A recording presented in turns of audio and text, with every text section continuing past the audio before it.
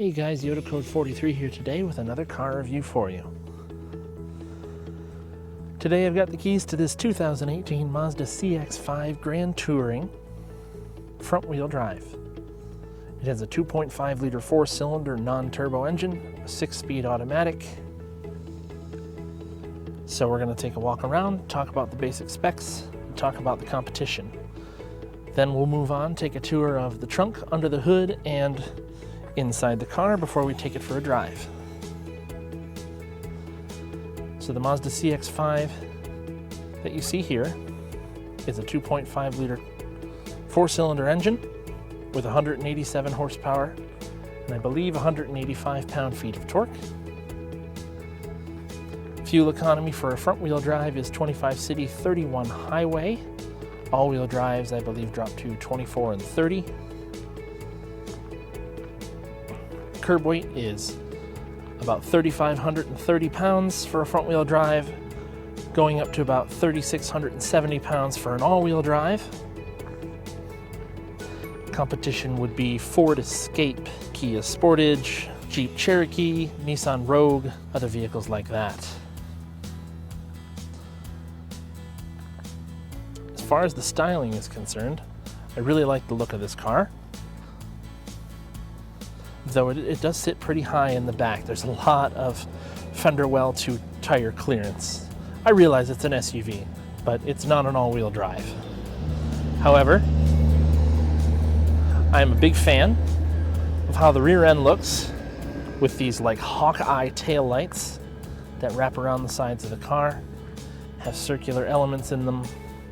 I'll show you more on those later when I have the lights on. The whole design flows together really nicely. You have this hockey stick chrome bar that runs from the back window all the way to the front. It does not go all the way around, and I think that's different and looks nice. This is a compact SUV, 2-row only. Headlights also kind of have that Hawkeye appearance. They wrap all the way around the sides. Again, with the circular rings around the lights. Then Mazda has this design language which was new for 2018 on the CX-5, where they have this U-shaped chrome trim with eyebrows off of or wings off of either side that go under the headlights and goes under the grille, but not over top of it. In fact, there's actually a brake here before you get to the panel that runs in front of the hood above the grille. This is plastic, and then this is the metal of the hood here. Interesting. If you look at it from the side, it extends pretty far forward off the front. The frontmost part of the car is probably that lip up top. Very interesting. And then I really like the wheels on here. They have a machined face with a dark gray pockets. They look very nice. Split 5-spoke design. 225, 55, 19-inch wheels and tires. I'm not a fan of silver myself, but this particular silver on this car looks pretty good, especially with the dark accenting. And then you have the cladding all the way along the bottoms of the car in order to protect from stone chips, stuff like that, give it a more rugged appearance. And then it does have twin exhaust at the back, but it is just a single exhaust from the engine all the way back with a muffler that splits into two at the back as well. Next, we're going to check out the lights.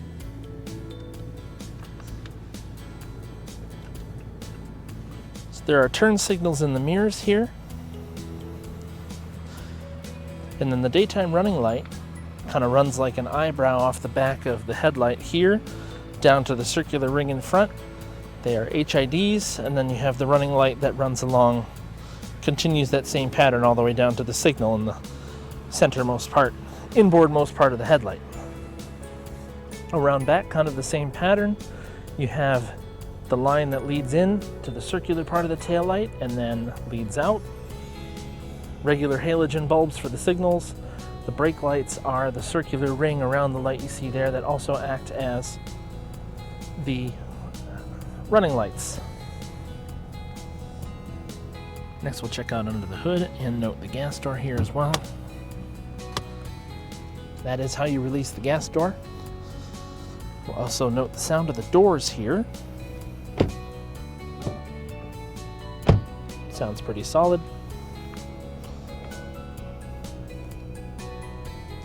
So that way you have a nice safe way to lock your gas door from inside the car. Typical capped fueling.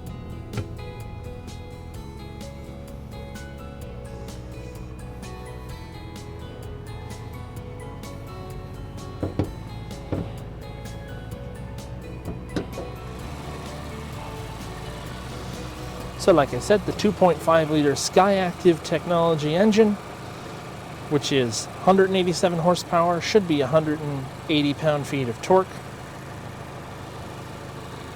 Easy access to air filter, fuse box battery, brakes, oil fill and check, coolant fill, and washer fill over here. Lots of space around the engine. Lots of space in front of the engine as well.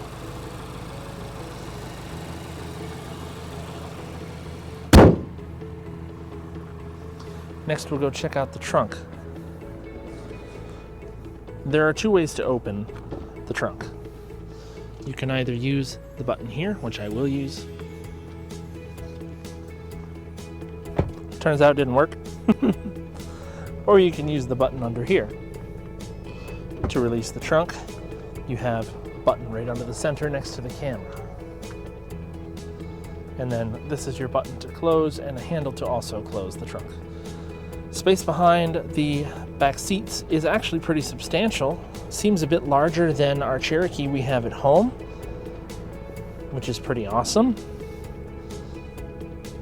Makes good use of space, but it's kind of a short overall roof line. So not a lot of vertical space in here. I'm thinking that is to release the center seat. You pull this small lever, and then this is to release the respective side. Same thing over here.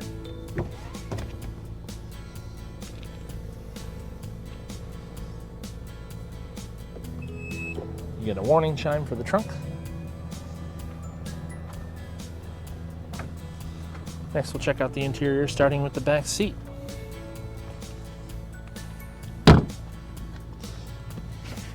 Seats are nice and low effort to move. These seats have a lot of thigh support. Not a ton of space behind the front seat in my driving position, but not bad. I'll demonstrate in a minute. You've got brown stitching in the seats, some side support as well, shoulder belts for everybody. And then you've got this gray wood grain in the doors, which is also up front, piano black around the window controls. The brown stitching is continued here on the armrest, and you have a nice pocket for storage of a water bottle or various items. You have to duck your head a little bit because it does slope down in the back. Natural colored headliner, regular halogen bulbs inside, but there is a sunroof as well, which allows in some nice light. Seat back storage on both sides.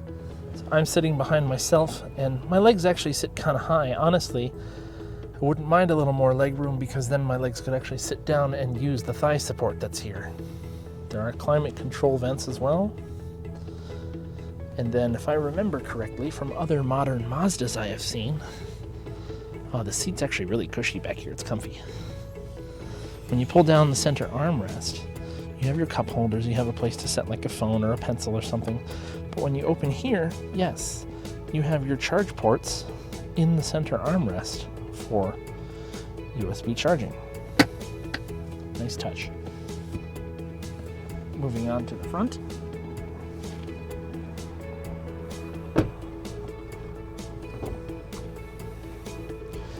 Same thing, you have the gray wood grain that runs down the door, it runs across the dash and over to the other side. I'll show that closer in a minute. The piano black around all the window and mirror controls, otherwise nothing out of the ordinary up here. Bose audio in this car. Power memory driver's seat with lumbar support as well. Same thing as the rear seats, lots of thigh support, good side support in the front seats, nice and cushy seats that are very comfortable for long trips. Steering wheel is a 3-bar design, 3-spoke design I should say, lots of controls but nothing in the way of your driving positions. You control your gauges, your track and station skips and your volume controls. All your voice activation and stuff is over here, plus, like I said, the gauge screens. Over here is all your cruise controls. This one does have adaptive cruise actually as well. And then over on the side you have your trunk release or trunk height setting, traction control, lane keep assist here, dead pedal down below for your foot. Now we'll get in here.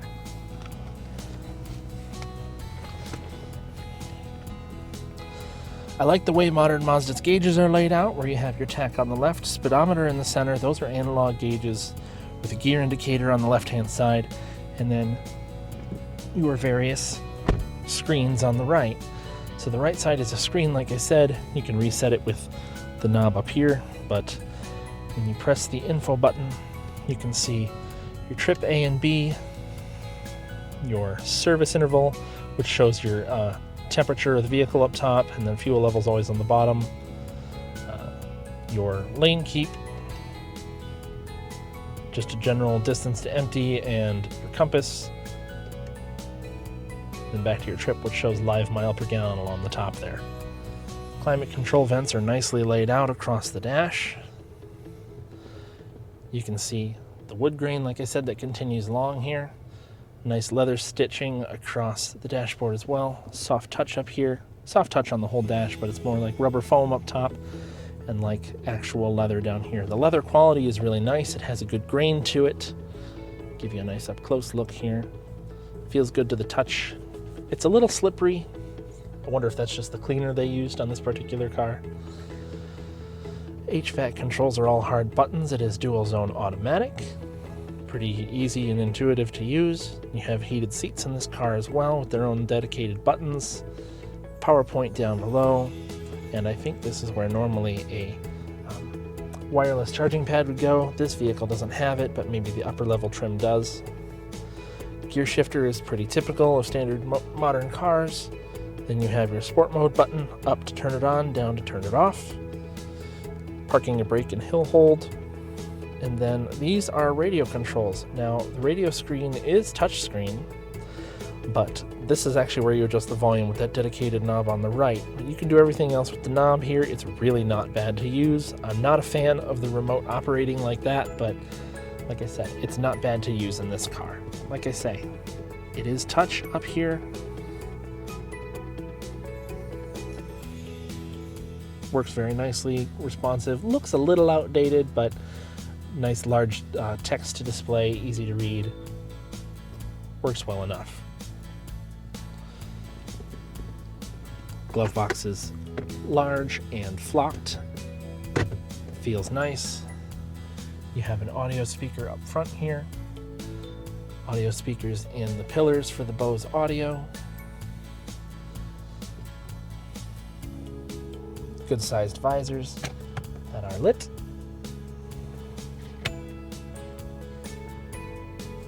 They are not sliders themselves, but they do have sliding extenders.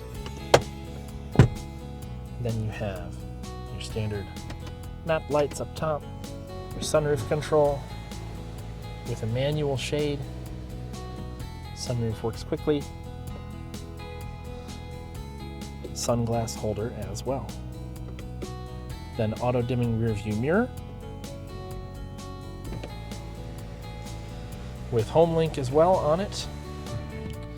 And really, that's about all there is to cover on the inside apart from the stalks.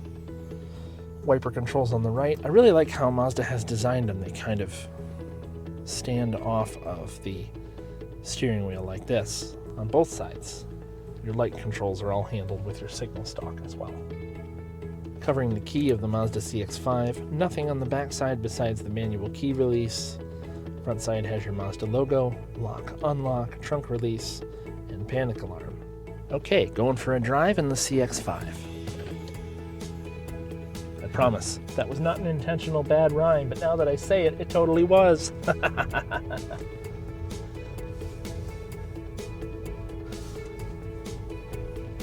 Maneuver through the parking lot here so as not to completely get their vehicle all dirty. No auto stop start on this car, I've noticed. The interior is a pretty nice place to be. It's pretty quiet, though this vehicle does have different than stock tires on it because it does have 67,000 miles on it, but it drives like an almost new car. It really does. You can probably hear the thumps of the road, the expansion joints, and whatnot. Nothing bad to say about ride quality, though. The seats also help make up for it. They're nice and cushy.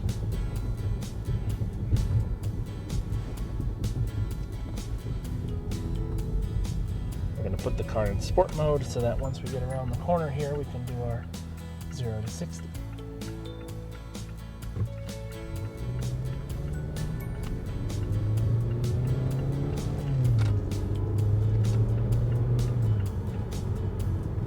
That was not full throttle. I'm only about 30% into it, but it just holds the gear long in sport mode.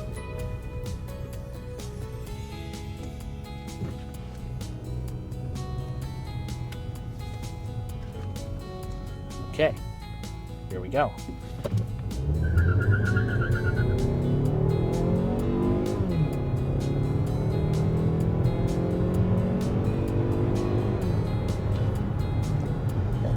It doesn't move all that bad. Probably a 0 to 60 around 8 seconds, maybe slightly quicker than that. Lots of tire spin even with the traction control on. In fact, I'm not entirely sure you can turn it off. Oh yeah, there was a traction button over here. It sounds exciting. It sounds raring to go. But the big thing about this car is its handling. For being a small SUV, it handles great. Even on not the right tires I would have put on it, I think the handling is really quite good. It's got good on-center steering. It's nice and stable at highway speeds. It's quiet. And the thing about the Mazdas is they tune all their throttles to be very quick and responsive. And this is no exception. It's raring to go as soon as you lay into the pedal. It will kick down with gusto. It's a lot of fun to drive, despite being 65 horsepower down on the turbo version. But I wanted to try the regular engine because recently I drove a Mazda 6 and a CX-9 that both had the turbo, and don't get me wrong, they were very gutsy. But it was nice to drive one that didn't have the turbo to see what it's like to deal with in daily traffic, and it's fine. Yeah, the chassis is really good. No complaints in the steering whatsoever. It even has some good feedback to the steering. It's got a heavy weight to it.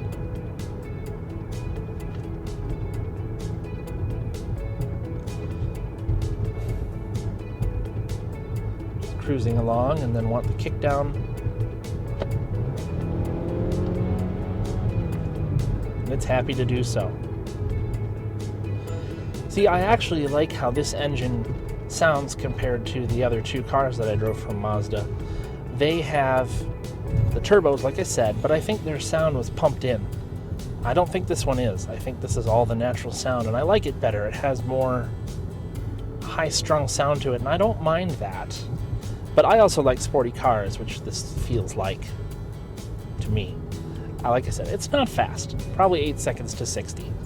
In modern standards, that's very, very average. For a small SUV, that's fine for being over 3,500 pounds and whatnot. So 2018 Mazda CX-5 Grand Touring front-wheel drive. I'm a big fan of the chassis, if I haven't already said that enough already. It handles really great. It rides well over the road. It's got comparable interior space to the other small SUVs, though I feel like the Honda CR-V that I drove a while ago was bigger. Fuel economy is great, like I said, 25 and 34, with I'm sure a combined rating around 28, 29. Really quite good. I'm surprised that Mazda is still using 6-speed automatics, as opposed to bumping up to 8 or 9 speeds like most of the other competitors have done, or, well, as much as I hate to say it, CVTs. I don't like CVTs, but there are some cars where they work well. Subaru is a good example. Honda is a good example. Nissan is not a good example, but some cars do it better than others in Nissan's lineup. So anyway, hope you guys are enjoying my videos. Like, comment, subscribe, and suggest other vehicles you'd like to see on the channel. I'm always looking for something interesting to drive, old or new. And, I want to keep this going as long as I can. New releases are twice a week, Wednesday and Sunday mornings. I'm trying to change it up between having a new car show every Sunday and a personal car show every Wednesday. But we'll see if that pattern continues. Don't count on that always being the case. Anyway, we'll see you guys next time.